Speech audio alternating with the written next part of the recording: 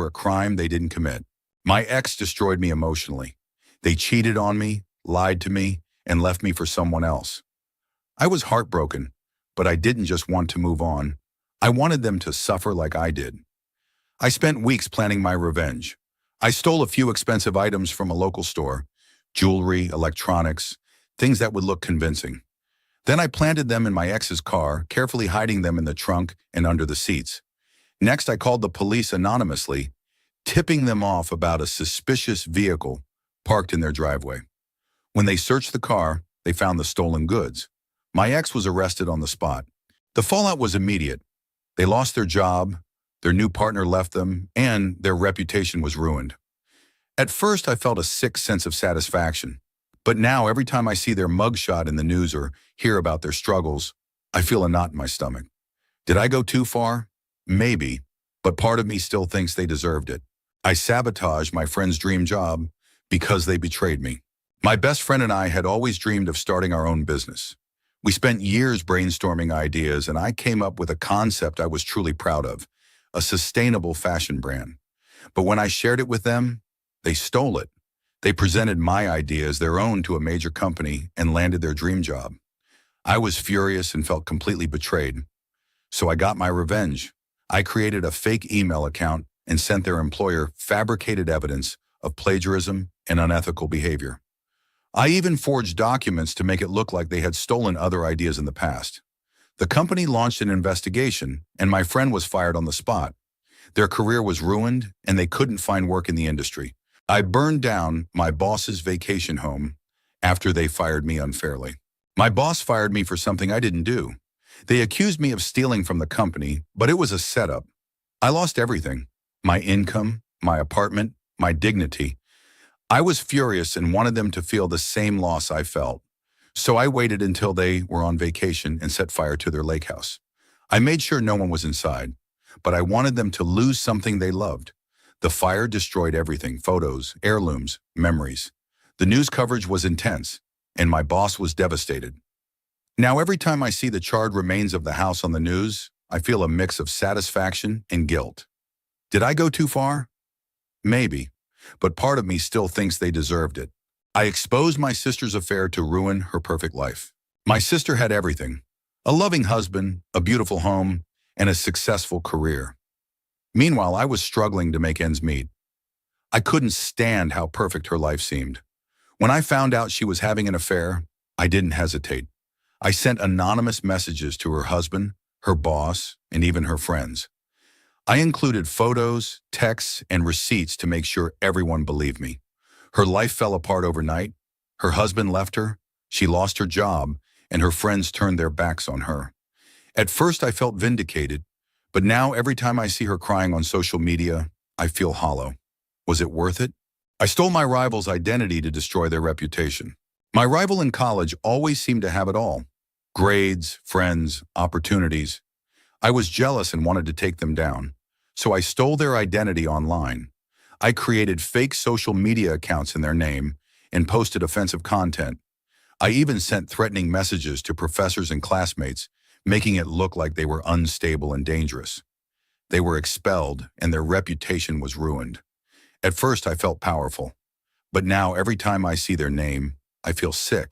I keep seeing the same stranger in my dreams, and now they're in my reality. For the past 6 months, I've been having recurring dreams about a man in a black coat. He stands at the foot of my bed, staring at me with hollow eyes. In the dreams, he never speaks, but I can feel his presence: cold, heavy, and suffocating. Every time I wake up, I'm drenched in sweat, but I tell myself it's just a nightmare. Then last week, I saw him in real life. I was at a coffee shop waiting in line when I felt someone watching me. I turned around, and there he was, the man from my dreams. Same black coat, same hollow eyes. He smiled at me, a slow, deliberate grin that made my blood run cold. I left the coffee shop immediately, but when I looked back, he was gone. Since then, I've seen him everywhere: on the street, in the park, even outside my window at night. He never approaches me, just stands there watching. Last night, I had the dream again, but this time he spoke. "You're almost ready," he said. I don't know what he means, but I'm terrified to find out. I found a diary in my attic, and it's writing back to me. I inherited my grandmother's house after she passed away. While cleaning out the attic, I found an old leather-bound diary. At first, I thought it was just a relic from her past, but when I opened it, I realized it was blank, except for the first page, which read, "Write your secrets here, and I will keep them safe." I thought it was a joke, so I wrote something silly. I stole a candy bar when I was 10. The next day, I opened the diary again, and there was a new entry underneath mine, written in the same handwriting. I know. Do you want to know what else I know? I was freaked out but intrigued. I wrote back, "Who are you?" The response came immediately. "I'm the one who knows everything. Ask me anything." I started asking questions about my past, my future, things I'd never told anyone. The diary always answered, and it was always right. But then it started telling me things I didn't want to know.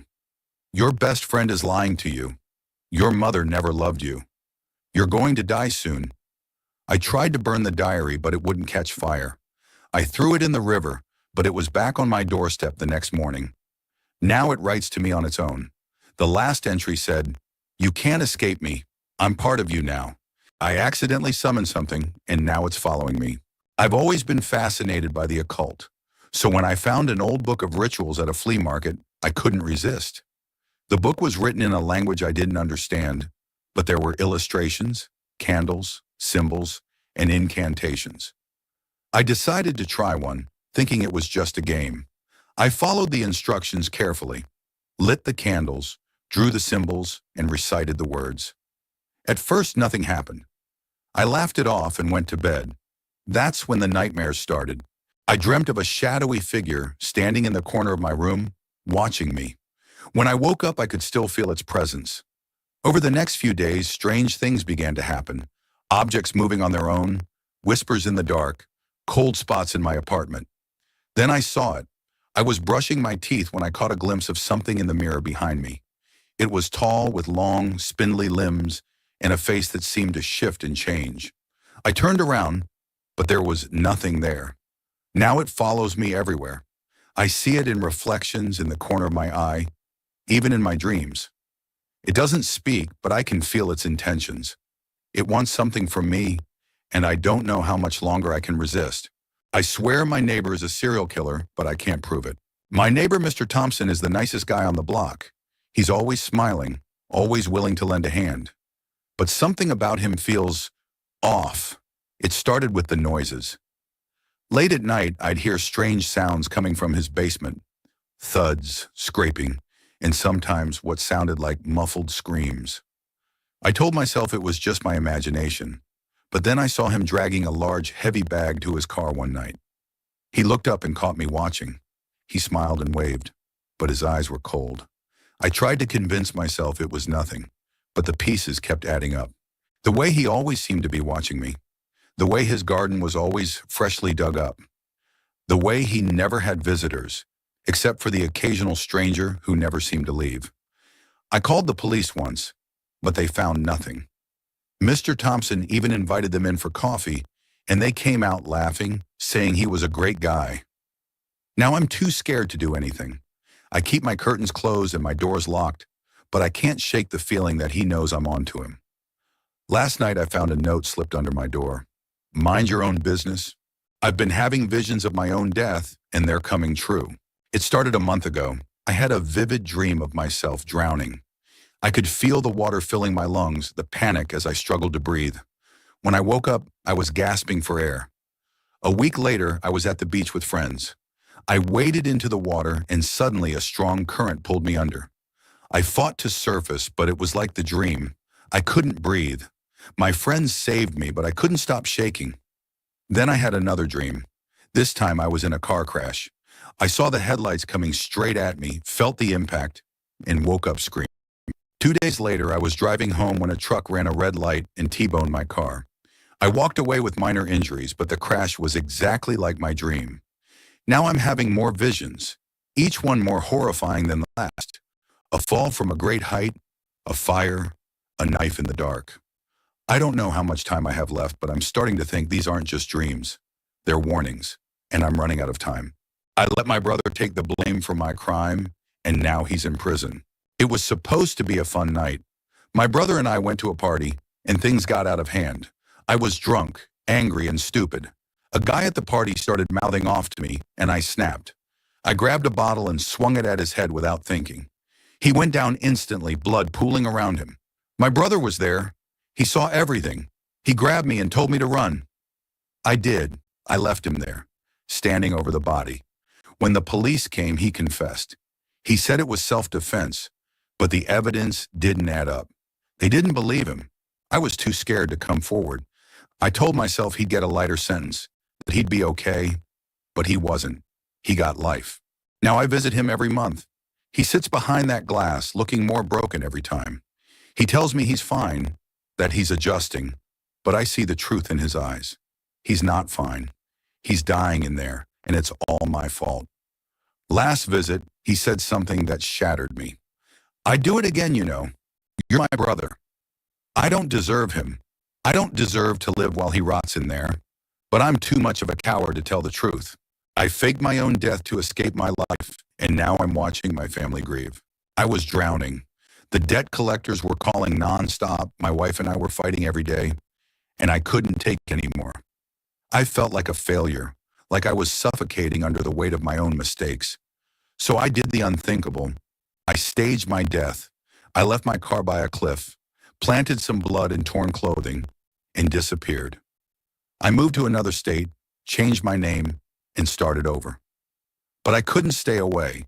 I had to know how they were doing. My wife thinks I'm dead. She held a funeral and my kids cried for weeks.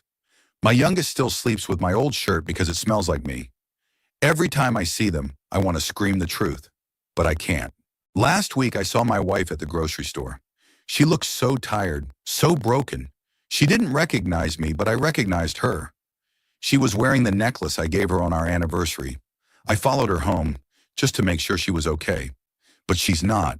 She's barely holding it together, and it's all because of me. I thought faking my death would set me free, but all it did was trap me in a prison of guilt. I killed my best friend's dog to teach them a lesson. My best friend was the kind of person who shouldn't have pets. They'd leave their dog alone for days, forget to feed it, and never take it for walks. The poor thing was always anxious, always whining. I tried to talk to them about it, but they didn't care. They'd just laugh it off and say, "It's just a dog." One night I snapped. I went over to their house, took the dog, and drove to a remote area. I told myself I was doing the right thing, that the dog deserved better. But what I did, it wasn't mercy, it was cruelty. I buried the dog and told my friend it ran away. They were devastated. They cried for weeks, and I pretended to comfort them. Now every time I see them, I feel sick. They've started talking about getting another dog, and I want to scream at them to stop. But I can't, because I'm the real monster here. I stole my sister's life savings, and she doesn't know it was me. My sister trusted me completely. She told me about the money she'd been saving for years to buy a house. She even showed me where she kept it, a shoebox in her closet. I was desperate. I had gambling debts, and the collectors were threatening me. So I took her money, all of it. When she found out it was gone, she was heartbroken. She cried for days, and I sat there, pretending to be just as shocked. She still has no idea it was me. Now every time she talks about her dreams of owning a home, I feel like I'm going to throw up. She works 2 jobs, barely sleeps, and still believes in the good in people. I don't know how to fix this. I don't know if I even can. I sabotaged my coworker's career because I was jealous. My coworker was everything I wanted to be. Smart, talented, and loved by everyone. I couldn't stand it. So I started spreading rumors about them. I hacked into their email and sent fake messages to our boss, making it look like they were stealing company secrets. They got fired, and their reputation was ruined. I thought I'd feel better, but I don't. Now every time I see their LinkedIn profile, still empty after months, I feel like the worst person alive. They were kind to me, and I destroyed them. I poisoned my neighbor's garden after they humiliated me. My neighbor and I had never gotten along, but things came to a head at the annual block party. They stood up in front of everyone and made a toast that was really just a thinly veiled roast about me. They mocked my overgrown yard, my dead-end job, and even made a cruel joke about my divorce. The entire neighborhood laughed, and I felt like I was shrinking into the ground. I was furious. I couldn't let them get away with humiliating me like that. So I decided to hit them where it hurt most, their prized garden. Late one night, I snuck into their yard with a bottle of weed killer. I poured it over their roses, their hydrangeas, and the vegetable patch they were so proud of. Within days, the plants withered and died. When they discovered the damage, they were devastated. They spent weeks trying to revive the garden, but it was beyond saving. Now, every time I see them out there, kneeling in the dirt with a look of defeat on their face, I feel a mix of satisfaction and guilt. Did I go too far? Maybe. But part of me still thinks they deserved it. I sent fake evidence to get my ex's new partner arrested. My ex moved on quickly after our breakup, and it destroyed me. They started dating someone new within weeks, and they seemed so happy together. I couldn't stand it. I wanted to ruin their new relationship, but I didn't just want them to break up. I wanted their new partner to suffer. So I came up with a plan. I bought a small amount of drugs and planted them in their new partner's car. Then I called the police anonymously, tipping them off about a suspicious vehicle parked in their driveway. When the police searched the car, they found the drugs. The new partner was arrested, and my ex was left scrambling to explain what had happened. At first, I felt a rush of satisfaction, but now, every time I see my ex's social media posts filled with anger and confusion, I feel a pang of guilt. Did I go too far? Maybe, but part of me still thinks they deserved it. I destroyed my cousin's wedding after they stole my inheritance. My cousin and I were never close, but I never thought they'd betray me like this. When my grandparents passed away, they left the family fortune to my cousin, cutting me out completely. I later found out that my cousin had manipulated them, feeding them lies about me to turn them against me. I was furious and wanted revenge, so I decided to ruin the one thing they cared about most, their wedding. I hacked into their wedding planner's email and canceled all the vendors, the caterer, the florist, the band, everything. On the day of the wedding, there was no food, no music, and no flowers. The guests were confused, and my cousin was humiliated. The wedding was ruined, and their relationship never recovered. At first, I felt vindicated, but now every time I see my cousin's social media posts filled with bitterness and regret, I feel a pang of guilt. Did I go too far? Maybe, but part of me still thinks they deserved it. I sabotaged my coworker's promotion because they sabotaged me. My coworker and I had always been competitive, but things took a dark turn when they stole credit for my work. I had spent months developing a project, and they presented it as their own, landing the promotion I deserved. I was furious and wanted revenge. So I came up with a plan. I planted fake evidence of misconduct on their computer, emails, files, and even a fake resignation letter. Then I tipped off HR, claiming they were planning to leave the company and take sensitive information with them. HR launched an investigation, and my coworker was demoted. I got the promotion instead.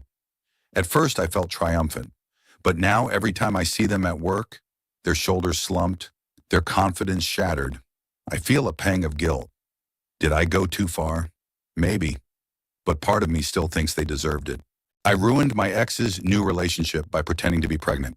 My ex left me for someone else, and it destroyed me. They moved on so quickly, and their new relationship seemed perfect. I couldn't stand it. I wanted to ruin their happiness, so I came up with a plan. I created a fake pregnancy test and sent it to their new partner, claiming the baby was my ex's. I even included a fake ultrasound photo and a heartfelt letter about how I couldn't wait to raise the baby together. The new partner was furious and confronted my ex. Their relationship fell apart, and my ex was left alone. At first, I felt a rush of satisfaction, but now every time I see my ex's social media posts filled with anger and confusion, I feel a pang of guilt. Did I go too far? Maybe, but part of me still thinks they deserved it. I still hear my childhood imaginary friend, and he is angry. When I was a kid, I had an imaginary friend named Eli. He was my constant companion, always there when I felt lonely or scared. My parents thought it was cute, but they didn't know the truth. Eli wasn't just a figment of my imagination. He spoke to me, guided me, and sometimes even warned me about things. Like the time he told me not to get in the car with my uncle. I listened, and later that day, My uncle got into a terrible accident. As I grew older, I forgot about Eli. Life moved on, and I convinced myself he was just a childhood phase. But a few months ago, I moved into a new apartment, and strange things started happening. At first, it was small, footsteps in the hallway when I was alone, the faint sound of a child laughing. Then one night, I woke up to the sound of someone whispering my name. I froze. The voice was coming from inside my room. "You left me," it said. I turned on the light, and there, scrawled on my mirror in red lipstick, were the words, "You left me." I don't own red lipstick. Eli's voice is everywhere. He's angry, and I don't know how to make him stop. Last night, he told me, "If you leave me again, I'll make sure you never can." I know what happened to the missing hiker, but I can't tell anyone. Last summer, I went hiking alone in the mountains. It was supposed to be a peaceful trip, but I got lost. As I wandered, I stumbled upon a shallow grave. The dirt was fresh, and part of a boot was sticking out. My heart raced, but curiosity got the better of me. I started digging. What I found wasn't human, at least not anymore. The body was twisted, its limbs bent at unnatural angles, and its skin was pale and almost translucent. Its eyes were wide open, staring at me, and its mouth was frozen in a silent scream. But the worst part, it wasn't decayed. It looked alive somehow.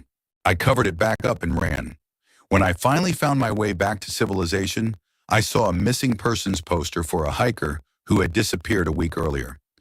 It was the same boot I'd seen in the grave. I didn't tell anyone. What could I say?